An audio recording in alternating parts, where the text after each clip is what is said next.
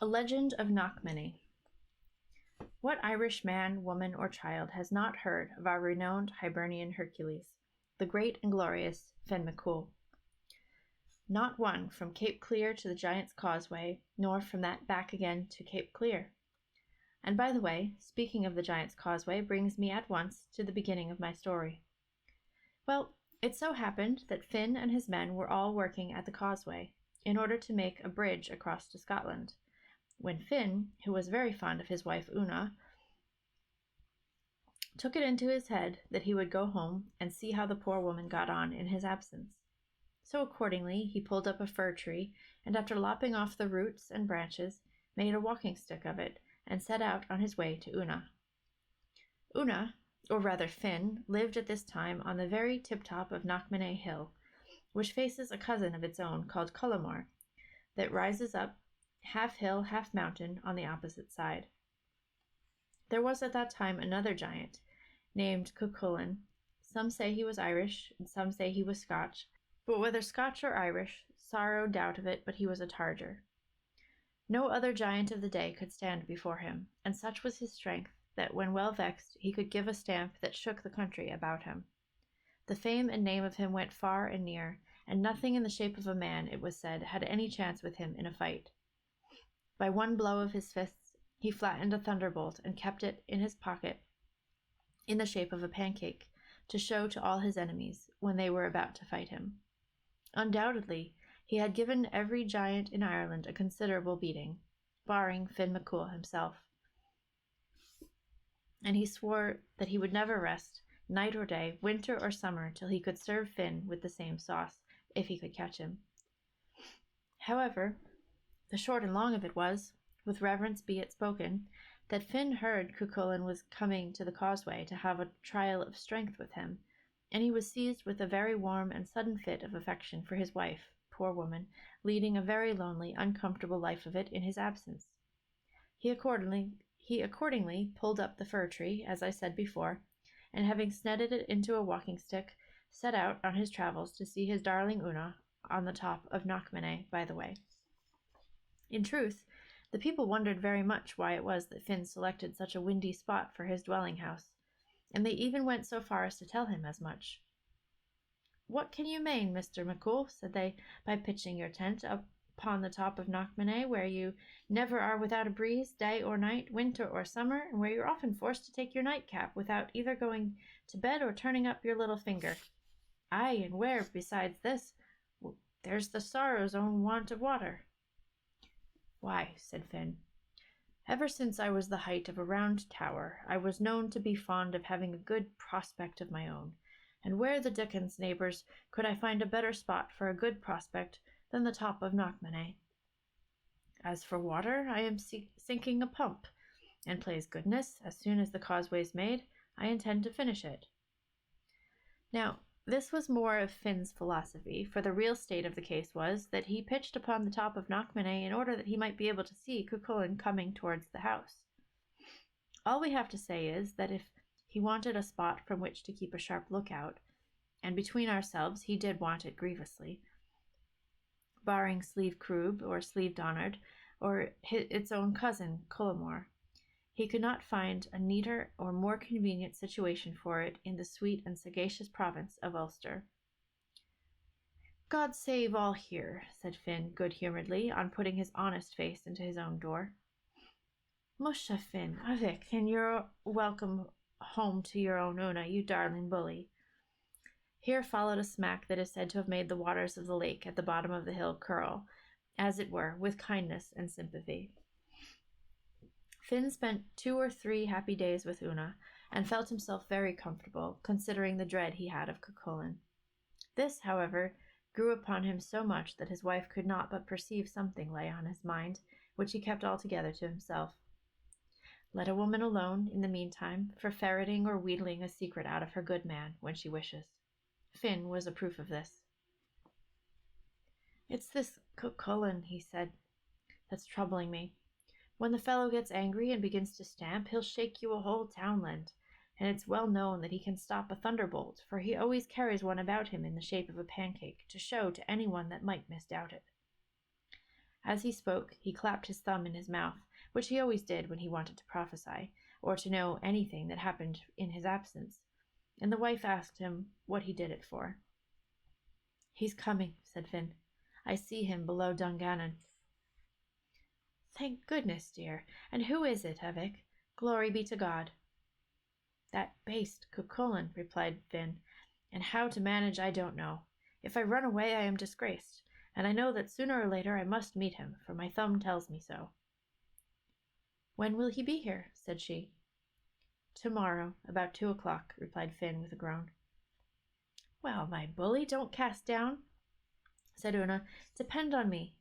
Maybe I'll bring you better out of this scrape than ever you could bring yourself, by your rule of thumb." She then made a high smoke on top of the hill, after which she put her finger in her mouth and gave 3 whistles, and by that Cucullin knew he was invited to Cullamore, for this was the way that the Irish long ago gave a sign to all strangers and travellers, to let them know they were welcome to come and take share of whatever was going. In the meantime, Finn was very melancholy, and did not know what to do or how to act at all. Cucullin was an ugly customer to meet with, and the idea of the cake aforesaid flattened the very heart within him. What chance could he have, strong and brave though he was, with a man who could, when put in a passion, walk the country into earthquakes and knock thunderbolts into pancakes? Finn knew not on what hand to turn him. Right or left, backward or forward, where to go he could form no guess whatsoever. "Una," said he, "can you do nothing for me? Where's all your invention? Am I to be skivered like a rabbit before your eyes, and to have my name disgraced forever in the sight of all my tribe, and me the best man among them? How am I to fight this man-mountain, this huge cross between an earthquake and a thunderbolt, with a pancake in his pocket that was once—" "Be easy, Finn," replied Una. "Troth, I'm ashamed of you. Keep your toe in your pump, will you? Talking of pancakes, maybe we'll give him as good as any he brings with him, thunderbolt or otherwise. If I don't treat him to as smart feeding as he's got this many a day, never trust Una again. Leave him to me, and do just as I bid you." This relieved Finn very much, for, after all, he had great confidence in his wife, knowing, as he did, that she had got him out of many a quandary before. Una then drew the 9 woolen threads of different colors, which she always did to find the best way of succeeding in anything of importance she went about. She then plaited them into 3 plaits, with 3 colors in each, putting one on her right arm, one round her heart, and the third round her right ankle, for then she knew that nothing could fail with her that she undertook. Having everything now prepared, she sent round to the neighbours and borrowed 21 iron griddles, which she took and kneaded into the hearts of 21 cakes of bread, and these she baked on the fire in the usual way, setting them aside in the cupboard according as they were done. She then put down a large pot of new milk, which she made into curds and whey. Having done all this, she sat down quite contented, waiting for his arrival on the next day about 2 o'clock, that being the hour at which he was expected, for Finn knew as much by the sucking of his thumb. Now this was a curious property that Finn's thumb had. In this very thing, moreover, he was very much resembled by his great foe, Cucullin, for it was well known that the huge strength he possessed all lay in the middle finger of his right hand, and that if he happened by any mischance to lose it, he was no more, for all his bulk, than a common man. At length, the next day, Cucullin was seen coming across the valley, and Una knew that it was time to commence operations. She immediately brought the cradle, and made Finn to lie down in it, and cover himself up with the clothes. "You must pass for your own child," said she, "so just lie there snug, and say nothing, but be guided by me." About 2 o'clock, as he had been expected, Cucullin came in. "God save all here," said he. "Is this where the great Finn MacCool lives?" "Indeed it is, honest man," replied Una. "God save you kindly. Won't you be sitting?" "Thank you, ma'am," says he, sitting down. "You're Mrs. MacCool, I suppose?" "I am," said she, "and I have no reason, I hope, to be ashamed of my husband." "No," said the other, He has the name of being the strongest and bravest man in Ireland. But for all that, there's a man not far from you that's very desirous of taking a shake with him. Is he at home?" "Why, then, no," she replied. "If ever a man left his house in a fury, he did. It appears that someone told him of a big basthoon of a giant called Cucullin being down at the causeway to look for him. So he set out there to try if he could catch him. Troth, I hope, for the poor giant's sake, he won't meet with him, for if he does, Finn will make a paste of him at once." "Well," said the other, "I am Cucullin, and I have been seeking him these 12 months, but he always kept clear of me, and I will never rest night or day till I lay my hands on him." At this, Una set up a loud laugh, of great contempt, by the way, and looked at him as if he was only a mere handful of a man. "Did you ever see Finn?" said she, changing her manner all at once. "How could I?" said he. "He always took care to keep his distance."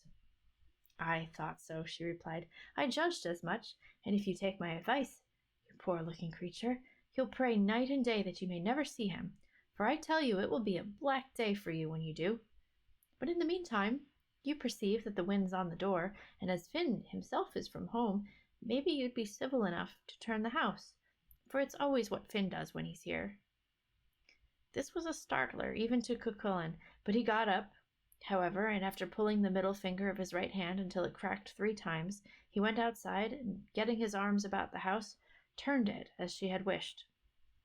When Finn saw this, he felt the sweat of fear oozing out through every pore of his skin, but Una, depending upon her woman's wit, felt not a whit daunted. "Arrah, then," said she, "as you are so civil, maybe you'd do another obliging turn for us, as Finn's not here to do it himself. You see, after this long stretch of dry weather we've had, we feel very badly off for want of water.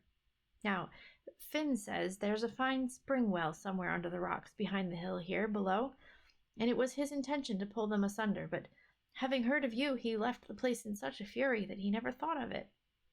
Now, if you try to find it, troth, I'd feel it a kindness."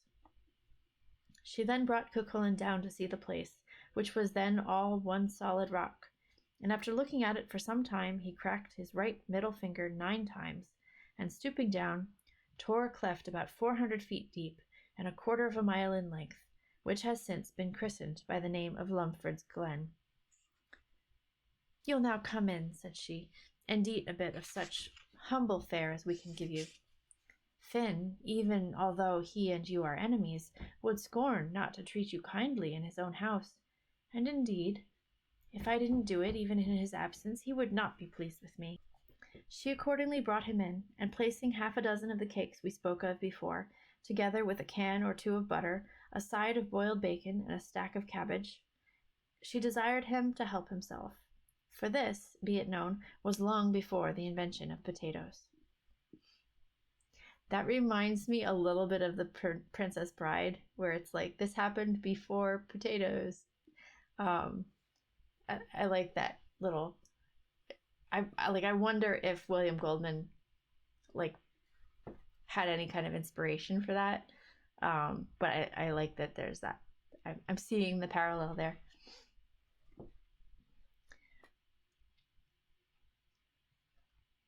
Cucullin put one of the cakes in his mouth to take a huge whack out of it, when he made a thundering noise, something between a growl and a yell. "Blood and fury!" he shouted. "How is this? Here are 2 of my teeth out. What kind of bread is this you gave me?" "What's the matter?" said Una coolly. "Matter?" shouted the other again. "Why, here are the 2 best teeth in my head gone." "Why," said she, "that's Finn's bread, the only bread he ever eats when at home. But indeed, I forgot to tell you that nobody can eat it but himself, and that child in the cradle there. I thought, however, that as you were reported to be rather a stout little fellow of your size, you might be able to manage it. I did not wish to affront a man that thinks himself able to fight Finn. Here's another cake. Maybe it's not so hard as that." Cucullin at the moment was not only hungry but ravenous, so he accordingly made a fresh set at the 2nd cake, and immediately another yell was heard twice as loud as the first. "Thunder and gibbets!" he roared. "Take your bread out of this, or I will not have a tooth in my head. There's another pair of them gone." "Well, honest man," replied Una, "if you're not able to eat the bread, say so quietly, and don't be wakening the child in the cradle there. There now, he's awake upon me." Finn now gave a skirl that startled the giant, as coming from such a youngster as he was supposed to be. "Mother," said he, "I'm hungry. Get me something to eat." Una went over, and putting into his hand a cake that had no griddle in it, Finn, whose appetite in the meantime had been sharpened by seeing eating going forward, soon swallowed it.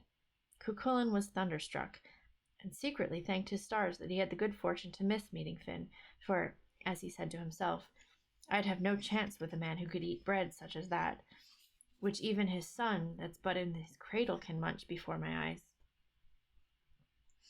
"I'd like to take a glimpse at the lad in the cradle," said he to Una, "for I can tell you that the infant who can manage that nutriment is no joke to look at, or to feed of a scarce summer." "With all the veins of my heart," replied Una. "Get up, acushla, and show this decent little man something that won't be unworthy of your father, Finn McCool." Finn, who was dressed for the occasion as much like a boy as possible, got up, and bringing Cucullin out, "Are you strong?" said he. "Thunder and ounds!" exclaimed the other. "What a voice in so small a chap!" "Are you strong?" said Finn again. "Are you able to squeeze water out of that white stone?" he asked, putting one into Cucullin's hand. The latter squeezed and squeezed the stone, but in vain. "Ah, you're a poor creature," said Finn. "You a giant? Hello, Juana Iguana.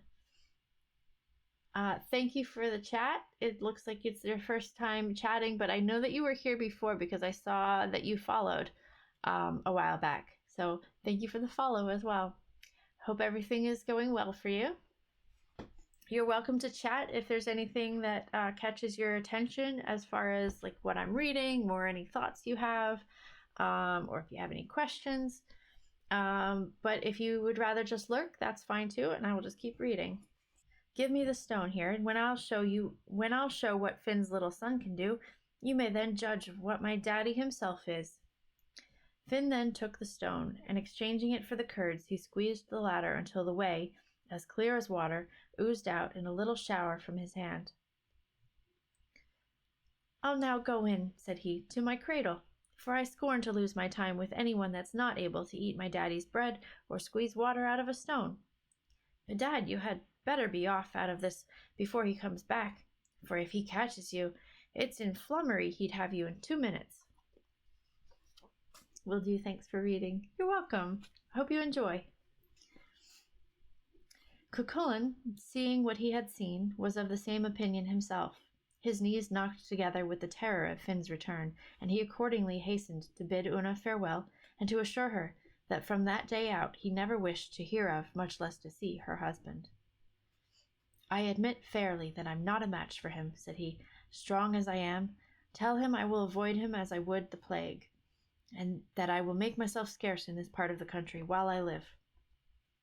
Finn, in the meantime, had gone into the cradle, where he lay very quietly, his heart at his mouth with delight that Cucullin was about to take his departure, without discovering the tricks that had been played off on him.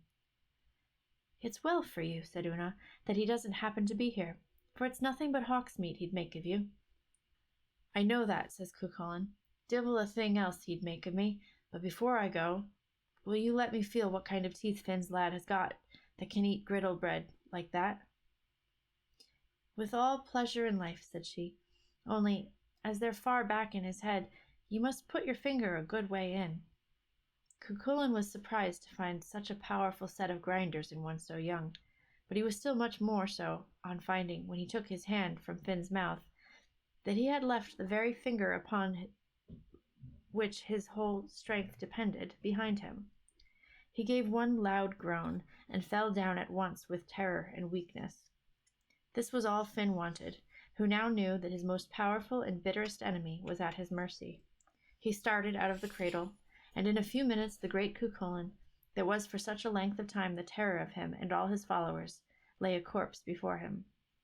Thus did Finn, through the wit and invention of Una, his wife, succeed in overcoming his enemy by cunning, which he never could have done by force.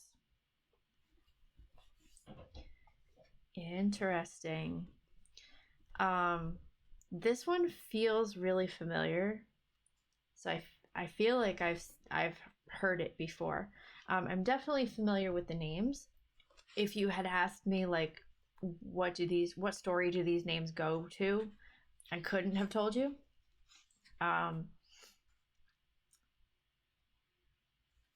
But I do like because a lot of these stories that we've been reading have been this great hero, and he overcomes like all obstacles by force or whatever. I like that this one is he can't just like cut the giant's head off. He has to like be smart and witty about it and sort of first trick him into thinking that he's weaker, but then also to just be like, oh, like put your hand in my mouth and then just bite it off. I like that there is some element of like just outsmarting rather than out strengthening your opponent. I also think the character of Una seems to be a bit stronger of a woman than some of the other characters in this book, of the other female characters in this book. A lot of the women are like the damsel in distress, or the just sort of like a plot device to propel the hero into like whatever it is that he's doing, whereas Una feels like the main character and Finn sort of feels like just the damsel in distress in a way. So I like that that's sort of flipped. But I also think the fact that it feels noteworthy sort of makes me think like if there are like what am I trying to say? I like that it's rare, I guess, is what I'm saying. Like the fact that the wife is the one in charge is noteworthy because it doesn't happen very often in this book. And so I like the idea that like it stands out more as a story because of that, because of the comparison of the other stories in the book. Hi there. Thanks for joining our book club. If you'd like to join the conversation, I would love it if you would leave us a comment. And if you'd like to see more, check out the playlist.